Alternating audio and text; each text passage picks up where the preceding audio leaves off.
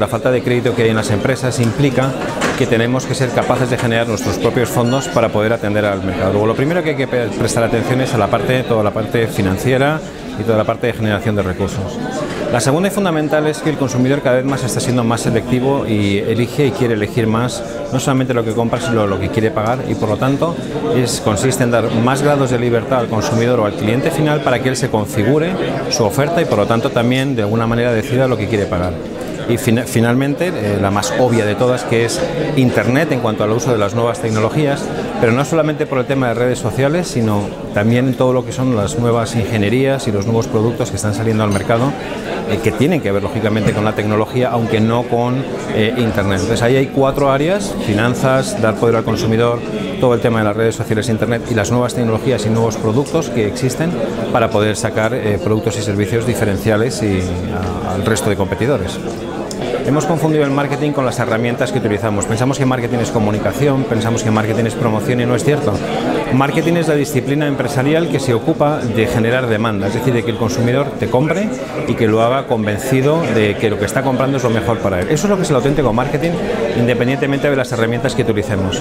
Consumering lo que propone es precisamente mantener esa línea, o recuperar esa línea, mejor dicho, de ser capaces de generar demanda rentable para la empresa, pero lo que hace es darle el poder al consumidor para que pueda configurar su oferta, es decir, poder elegir alternativas, poder determinar qué precio pago, cómo quiero que me lo distribuyan y cómo quiero que se comunique. Y por lo tanto recoge una realidad del mercado, y es que si el poder hoy lo tiene el consumidor, no hay nada mejor que dárselo. Y de ahí viene lógicamente el nombre Consumering, ¿no? Que es quitar la parte de marketing de mercado y poner la parte de consumer como foco y eje central de la disciplina. Primero, toda gran empresa hoy ha sido antes pequeña y mediana empresa. Es decir, ser una pequeña y mediana empresa hoy tiene unas características que las grandes buscan. Flexibilidad, rapidez, proximidad, son 3 características que las grandes multinacionales están buscando y que no lo tienen tan fácil de conseguir como una pequeña y mediana empresa, porque esa es justamente su ventaja en el mercado. Lo segundo es que se puede volver a ganar dinero, se puede volver a ser rentable, pero hay que aplicar una lógica radicalmente distinta, ¿no? Y hay que ser suficientemente humilde como para decir, esto que me ha funcionado, a lo mejor ahora no me funciona.